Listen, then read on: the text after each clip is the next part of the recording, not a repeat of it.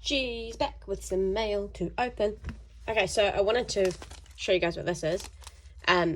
But before I show you guys what this is, I wanted to show you yesterday's mail day, and then I'll show you today's. Yesterday's mail day was this cool dude, who I got just off Trade Me in New Zealand, which is kind of like eBay. But I really like it. I'm always in the phase, but I'm in a phase of collecting Wizard of the Coast cards. So I'll randomly see them on Trade Me and be like, oh, I must have that one. I've got to have that one. And I just, end up buying lots of singles like this. But anyway, on to the proper one. So, I wanted to do a little bit of a video whilst I opened my first purchase from Troll and Toad. If you haven't heard of Troll and Toad before, they are an American company. And they effectively, like, a lot of people use them as the basis for getting valuations on cards, because I would suggest they're probably one of the biggest stockists of cards. And they're really good in terms of, well, for the most part, they're really good in terms of looking at the value of cards. So you can input the name and numbers on a card. As an example, like on this one, you would input Giovanni's Machoke 42 of 132, and it would come up with this card, and you would be able to see what the value is. And if there's a reverse holo and a holo and whatever kind of versions of it, you'll be able to see all of those versions and get a price of it. If you're in New Zealand, just a heads up, those prices do come up in US dollars, so you'll need to convert them to New Zealand dollars if you want an accurate valuation in New Zealand dollars. But they're really, really good as well, not only for getting the value of cards, but if you're trying to complete a set, as an example with me and Vivid Voltage, instead of having to keep buying booster packs to chase specific cards, like for me, hopefully all of them are in here, there are certain like reverse holos or secret rares or whatever that, for I don't know why, but I just have not been able to pull them. And I've opened like 6-7 boxes of Vivid Voltage and just not been able to pull them. So if you're like me and you're slowly losing your sanity being able to complete your set, you can actually go on to Troll and Toad, and if they have them in stock, cross your fingers, hopefully they do, then you can actually just buy the singles to complete your set, which I find really, really handy. I love opening booster packs, don't get me wrong, but when I'm trying to complete a set, it can be an absolute headache when you're continually buying booster packs to get like 1 or 2 cards, knowing full well you probably won't get them when you do that pull. So I find it I don't want to say comforting, it's not really the right word, but I find it really handy to have a website like Troll and Toad where you can turn around and just go, well, I'll just buy the singles of those cards. I know a lot of people that have used Troll and Toad to buy this lovely chunk little boy. But yeah, it's a real handy one. Now, because I haven't ordered from them before, I really don't know what to expect from this parcel. Everything that I ordered was from Vivid Voltage, 1, but 2 was meant to be in near mint condition. So I'm really interested to see whether it actually meets up to what my expectation of near mint is, and whether it doesn't, whether it's, worth the money. I think it's worth the money. A lot of Kiwis, because we talk about it on a lot of the social media pages, say that Troll and Toad are really, really good for cards. The time frame to receive them can be quite a long time. Like this one here shipped out on the 3rd of January this year. It is, I think, the 1st of April is on Thursday, so we're, the 29th of March, 30th of March, and I've received it this morning.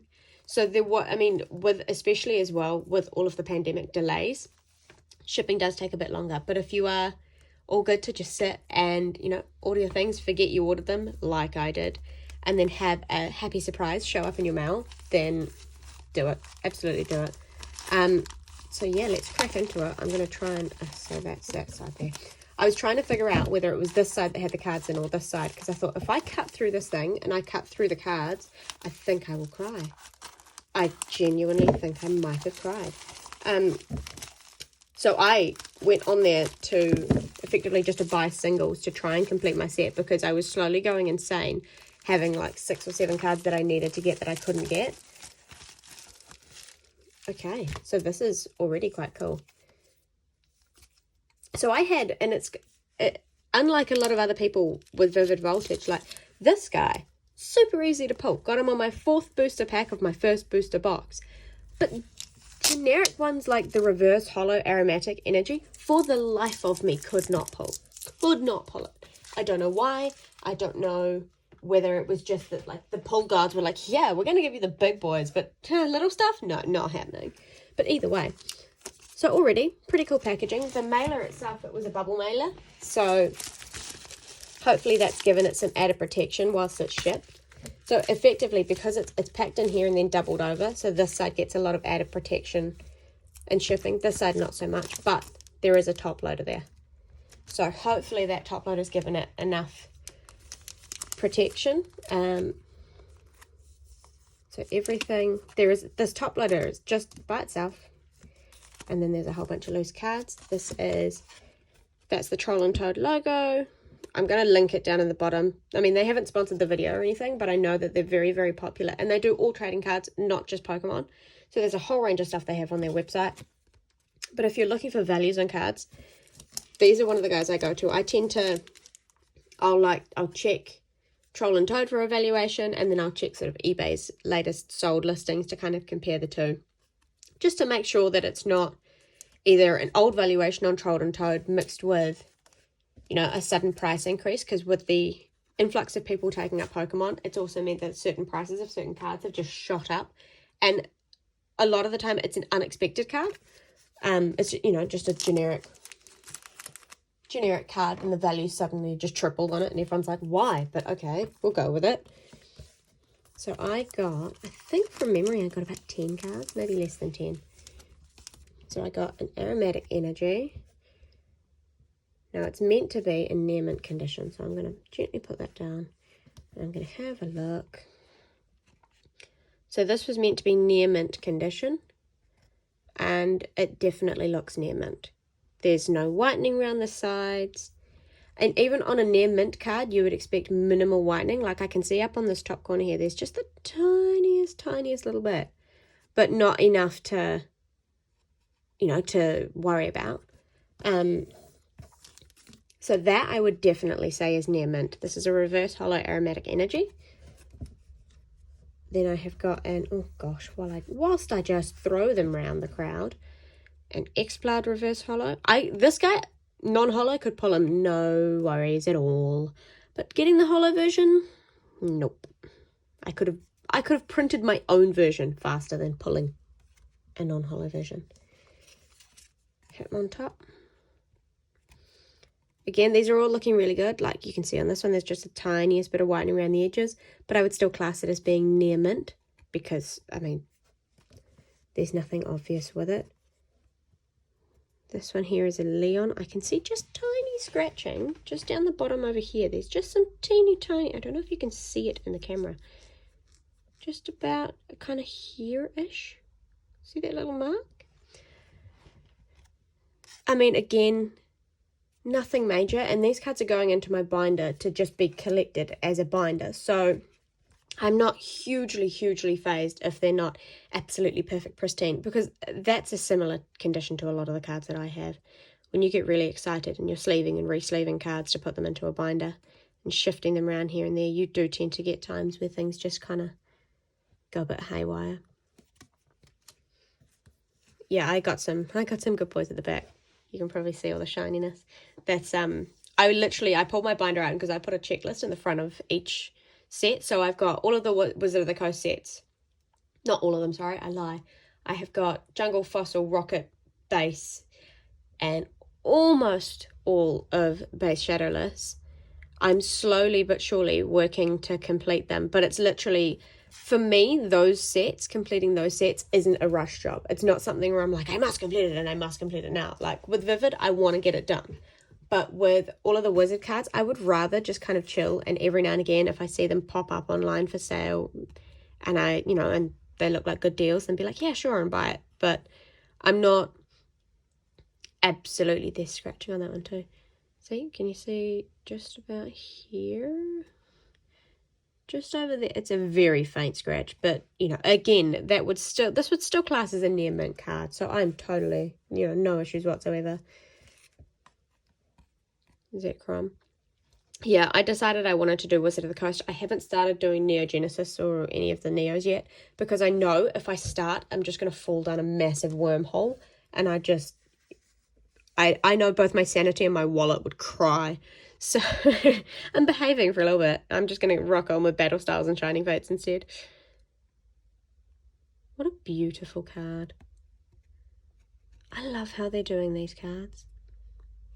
Like, is that not just insane artwork? It looks so cool. Cape of Toughness.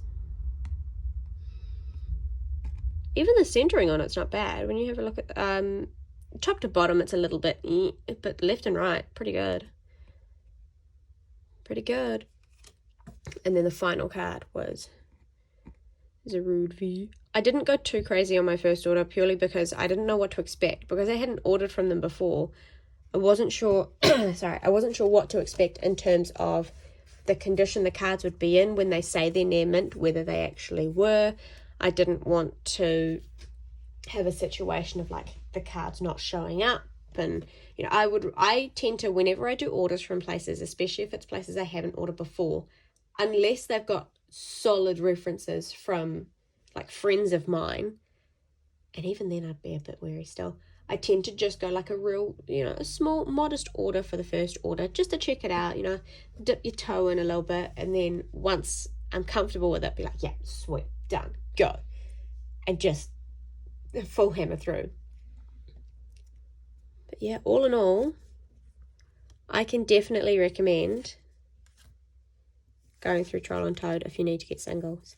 They have singles from, as far as I'm aware, don't quote me on this, but as far as I've seen and as far as I'm aware, they have got singles from every set in multiple languages. So I could go on there and get Japanese base set cards if I want. Fair warning, a lot of the Wizard of the Coast cards that they've got on there, the valuations of them compared to market price is a lot different. Because the demand for Wizard of the Coast cards has gone up, sites like Troll and Toad, understandably, have increased their pricing on them.